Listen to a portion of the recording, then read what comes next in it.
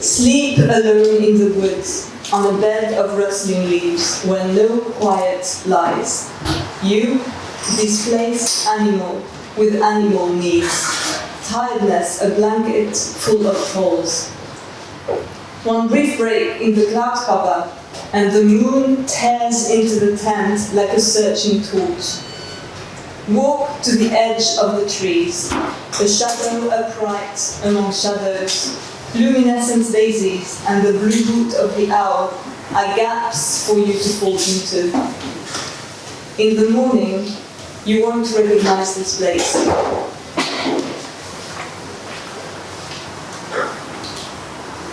This next one is language.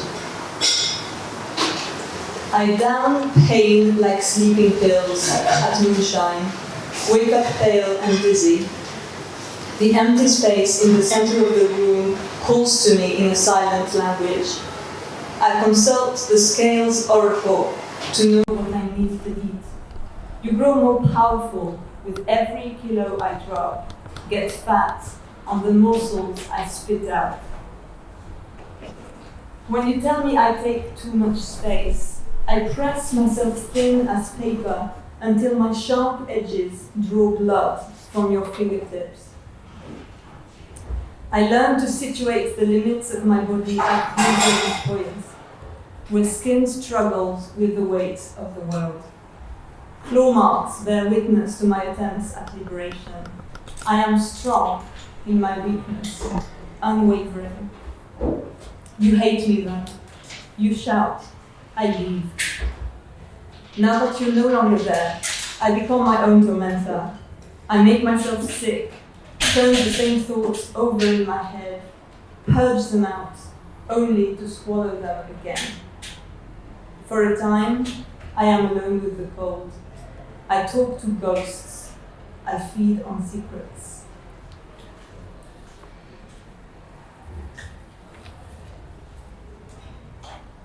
Scar tissue. I was given a name, a future, speech thick with certainty, the family's truths rehearsed at mealtime.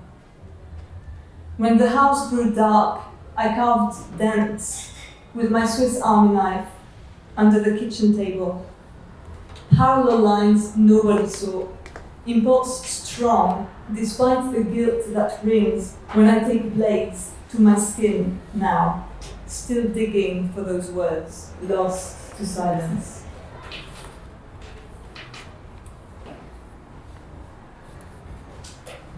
Okay, the next one is called Visiting Hours. We dwell out on the porch, wrapped in cigarette smoke, watch you grow jittery when the lock that guards the fridge door is open for a 10-minute interval. Say no word until it closes again. Looking up to a weak sky, we beg the sun for warmth. You describe the food, variations in body weight, mood charts, the latest tweak in medication. You tell us that to spare them from your greed, doctors and therapists prod you for keepsakes. You are asked, for your safety, to hand over temporarily. A nurse comes out to say our time is over, and you resign yourself to dinner while we file back into buses, residues of the visit's boring holes into our pockets. In the clinic's basement, lined up on steady shelves, jar after jar of pickled brains, pickled hearts, quietly suck in the salty brine of days.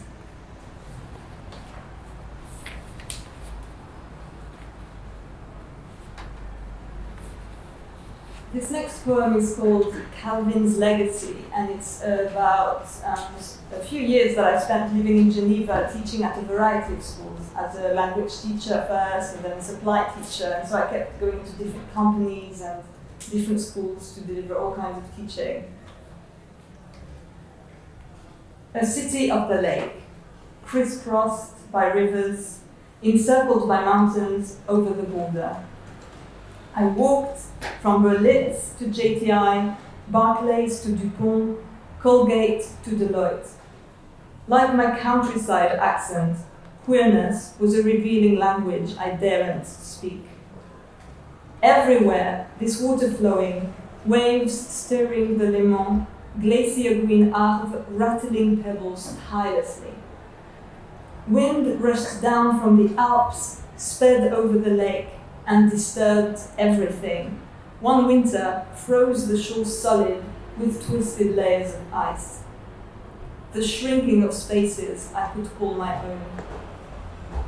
I mapped out a constellation of places to stop for foods to look at and menus to read.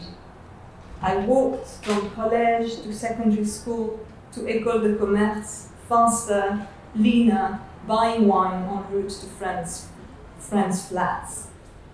We ate crackers with gherkins, hummus and chili oil, sunflower seeds and lettuce. I made my way home after dark, trams screeching by like tunnels of light.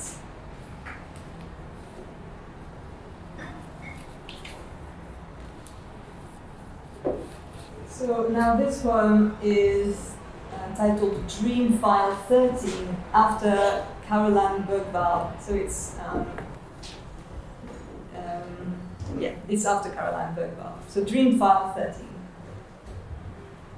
Sped down landslides of snow-white scapes, to skies of blood river hunting, to the flat-out valleys, to trails of littered railroads, to flakes jolting with dirt, to smears of rain, to the flashing night lights dangling down panes of thriving mold, unraveling cottages, baby shelters, nesting among twigs of electric wires like fireworks of starlings, these familiars, these struggling clouds, these alarm bursts, these crinkled sheets of sleet, these lines carry the weight of lies, these interrupted maps, these press people to the edge, the limit, the wall, neglected threads, these thoughts homing in like prisoners called to earth, to no one.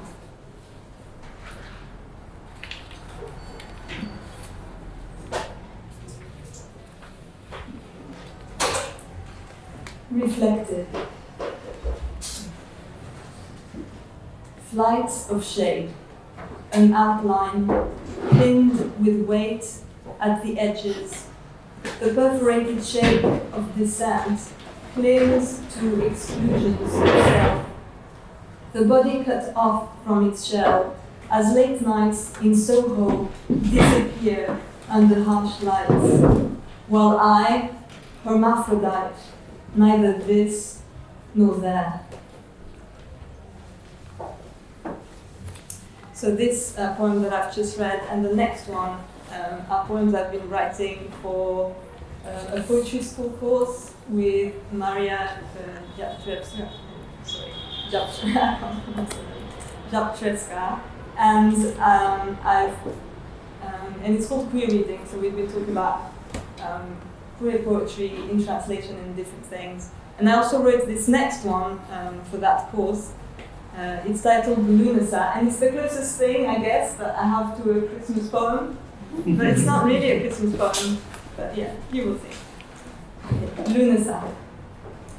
Who will pray for me on this twisted path where, having turned All Saints into Samhain, stretched Christmas into Yule, sent the year's wheel spinning like a cast circle, I was reborn to a second coming as I spelt my name in a different book, and gods know what other revelations might keep me from repenting, while trees baptize me with light, blessed by scriptures of bark in a choir of leaves.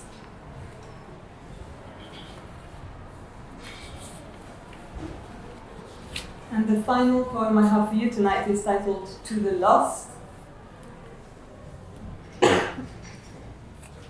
I wear the dead one's name in a string of skulls flowering around my neck. Its whispered promises of frail nests concealed in chalky earth. In the garden, early morning blackbird trills for the skeleton we all know is buried under the apple tree. By now, the blue cornerstone deposited by glaciers has moved full circle around the house. The ravens, the herons, the beavers have all made their way here again. We've come back to the place where our sides thicken around us, gathered into the horizon line. Thank you.